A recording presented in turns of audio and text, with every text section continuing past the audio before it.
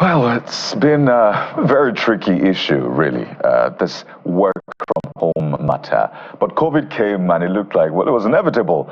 But then COVID left and it looked like a lot of people were saying, no, don't work from home, work from work.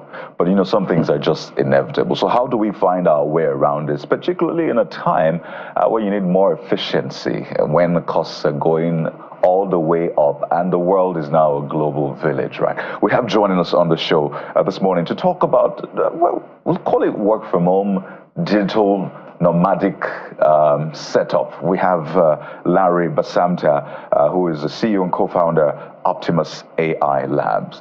Larry, good morning. Welcome to the Morning Brief. Hi, guys. Good morning. Good morning. Let me start from us. It's really tough for us to work from home, right? As I'm Certainly. But certainly this is something that has come to stay. And I think I'm talking like 4 years ago, 5 years ago. It came to stay, but we were fighting against it. But here in Nigeria, it looks like Nigeria is fast becoming some sort of a work from home hub for the world, right? A lot of people are in Nigeria, but they are working for global companies. So speak to us about how these things come together. Sometimes it's tricky when you just speak to one case, but you have the data. How big is this in Nigeria? I mean, very much, and thank you for the question. I think very much like you said, this work from home buzz is a global phenomenon. And it started very much like you said, a bit before COVID, but COVID was very much like a watershed. COVID helped us realize that we all could work without necessarily being at work. As a matter of fact, there were, media houses like yourself, journalists during COVID who were actually broadcasting from home. Yeah, some of us did. Yes, I could remember vividly Richard Quest and the likes. All these. And so it helped us see that, life could be more virtual and yet not lose its efficiency. And so post-COVID, organizations started thinking, could we do this well? Could we do this more? And there was an army of young people who seriously wanted to not come to work, and so it sort of started. The benefit for Nigeria, answering your question, is that it sort of exposed our workforce to the global economy. Maybe Nigeria's biggest advantage, certainly Nigeria's biggest advantage is our people. Right. And Nigeria has the youngest population by far. Our average population is about 19.2 years. And so what it meant is that you had an army of young people who Nigeria alone could not cater to, who are now exposed. And with COVID mixed with increasing instances of digital acceptance, digital education, digital literacy, we now had a lot of army of young people who could work, who could connect, particularly in the digital and tech space. And so it became great for people. People are now not compelled to have to leave their families or their culture.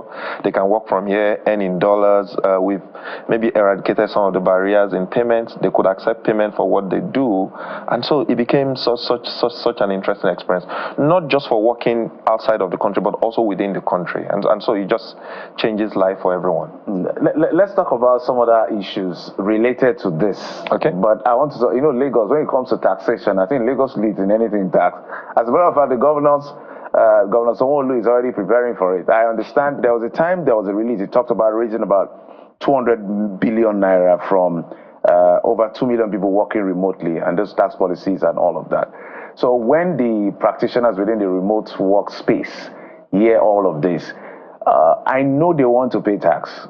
But they want to see a few things done for them to be able to say, this tax I'm paying is worth it, because that's always where Nigeria has a challenge. You know what the taxation issue is dealing with in Nigeria generally. In fact, as Channel TV, we're discussing that this evening on our sister program later. So it's a big issue. I'm saying that to say, when it comes to how to bill some of the people that are working remotely, how will the practitioners want the government to handle it? Because some of them have felt like, okay, working from home, I've escaped a few things. I could, not pay a few things, but now their eyes are on me to even raise as much as 200 billion naira.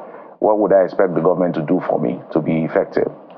I think that when you think about government and governance, and you think about their responsibility aside from security and welfare, you think about infrastructure.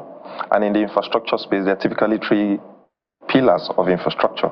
That the fiscal infrastructure that government can create. So whether this young man or young woman is working virtually or not, it still needs to live in a house or an hotel. It still needs access to power. it still needs, I mean, other infrastructure that supports his lifestyle, water and the likes. And so people expect that whether I'm living in Lagos or not, you still provide some of the infrastructure that allows my existence to be reasonable. But if you moved away from physical infrastructure, there are digital infrastructure which makes people's lives hard. I mean, yesterday I was in a non-stop 15-hour meeting, and some of the guys I was working with, I mean, we're on a project that we needed to deliver. Some of the guys we were working with, one of them was coming from a wedding in Ilorin and was working real time. And many of the time, he couldn't collaborate with us because there was no internet access, just from Ilorin to this place. I'm not talking about backwater parts of Nigeria, just Ilorin to Lagos. And so there's a need for government to provide digital infrastructure or provide the enabling environment that allows digital infrastructure to thrive. Of course, it's a social infrastructure. So imagine this person who's working virtually, and I'm even talking within the Nigerian context, is not going to be home 24/7 every day non-stop. Right. It still needs to unwind. And so government needs to also help us provide. And so when somebody who doesn't live in Lagos or lives in Lagos walks out there, he wants to pay some taxes in Lagos, he wants to feel like there is the infrastructure, and not just Lagos now. There is the infrastructure that supports my lifestyle. And even if the organization I work for is in the US or in Europe, at least I feel like I'm not disconnected from where I live. That there is some benefit I'm getting, and so I feel obligated. I mean, you said you know some people would like to pay taxes. I'm not sure there are too many people who want to pay taxes, but if they see the benefit of their taxes, they are more compelled and more encouraged to want to pay more. Funny story. The Presidential Taxation Committee did a survey. Policy and tax reforms. Yeah, they did a survey, and you know, if you were to put 10 Nigerians in a room, right, for the result of that survey, less than 2 of the 10 actually believe in paying taxes. Yeah. Less than 2. That's fair. We don't have up to 2. How can you say that's fair? That's unpatriotic. No. So tax by design is not necessarily connected to patriotism. Okay. As a matter of fact, even in developed climes, people generally don't want to pay. They pay because they know it's their legal obligation. So you pay because of the potential. So there's nothing natural about it. No, there's not. This question is not about taxes. It's just something, particularly because we're discussing, you know, tax reforms in Nigeria. So this has opened people's eyes to the reality. But my question now is this: how do you know if work from home or remote work is for your organization? And I see a lot of, you know, owners. I mean, Elon Musk, for example, asking people, you know, come back. Come back to forget this remote. I need to see you in the office. While some say, well, that is so 10 years ago. We're in 2024 now. So as a business owner, as the head of a corporate organization, a conglomerate, and you're trying to weigh the options, remote work or otherwise, how do you know that remote work is for you and is not for you? Because clearly, I don't think it's for everybody. I completely agree with you. I think there are a few combinations that you need to consider. First is the nature of the business that you offer. Think about it. If you're in hospitality, you are never going to work from home because your job is in serving people. People should experience hospitality. If you own an hotel, for example, I mean, how would you offer? I mean, think about it. Although during the height of COVID, there was actually virtual tours that people were offering, but it was only during COVID because they couldn't leave their homes.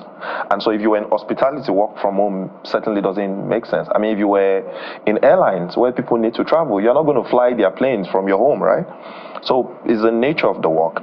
And then also it's the nature of the people that work with you. I mean, for example, for the last 5 months, I run an organization where we have worked largely from home.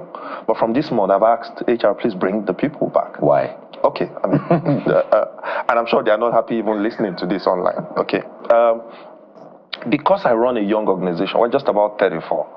The biggest consideration for me is culture. We're just building out and getting people to come together to understand themselves once in a while, not necessarily bringing them fully, is critical because without culture, really, what do you have?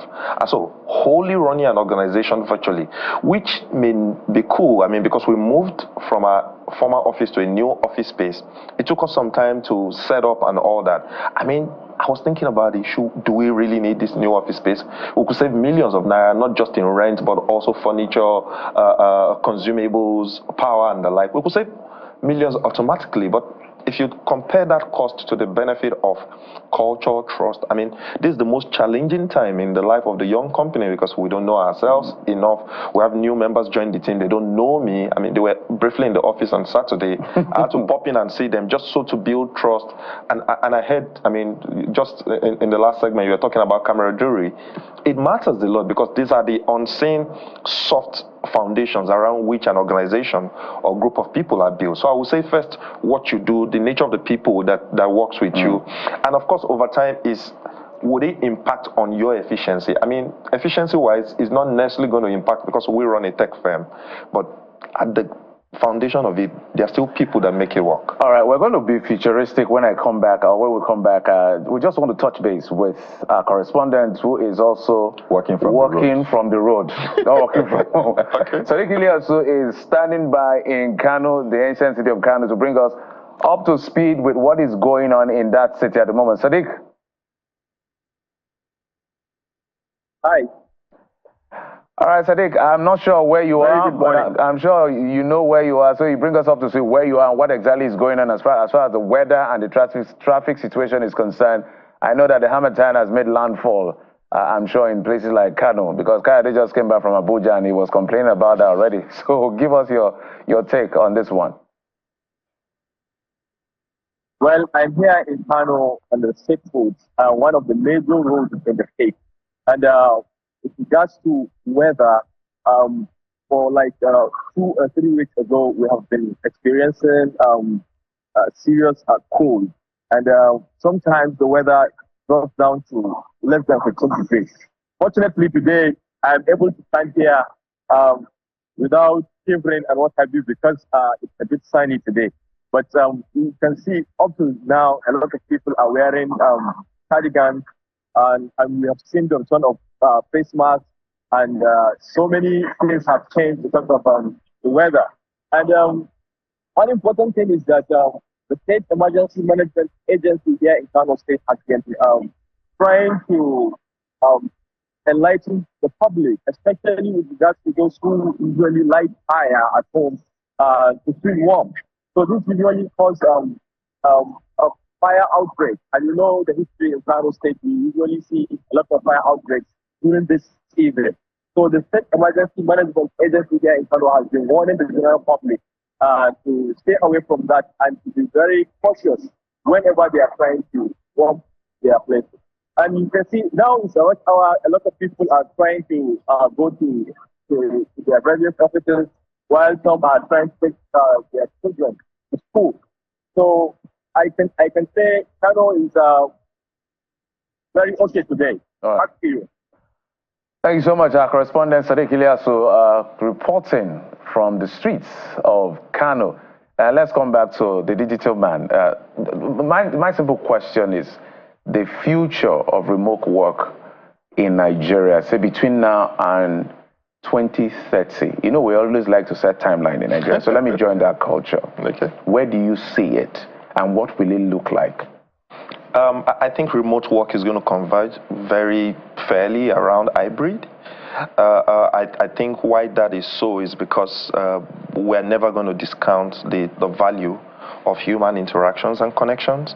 And it's going to be crucial not just to culture building, but over time to building trust and building a sense of cadence around which people will work. Okay, that's the first. I think that as we continue to improve our digital infrastructure, there'll be many more organizations that are going to lean on that. I know that co-working spaces started way before COVID. We're going to see way more of that, particularly with the rising inflation, cost of rentals, and of course, cost of office utilities. It won't make sense for organizations who run hybrid to own and have to rent their own spaces. I mean, we had an office where we largely came to the office only twice in a week, but we're paying diesel for a whole week, non-stop. It didn't make sense. As a matter of fact, that's why we left our former place. And so right now we're putting together an infrastructure where we didn't have to pay diesel every day because we don't go to the office every day. And so co-working spaces is going to grow even much more. The last thought I'm going to share is there are already organizations who own their own rental properties or their own actual property. They're going to start thinking about what do we do with these buildings and infrastructure if we're not going to be coming to the office every day. So they're going to think about co-working spaces around their own infrastructure, or possibly even letting out some of them for others to be able to use. I think that's where the future is going to converge. I'm told we have to be nomadic about this conversation and move. But just in 5 seconds, which is cheaper? It's a very tricky one. Remote work or in person? I mean, if you're talking naira and kobo, certainly remote work is cheaper.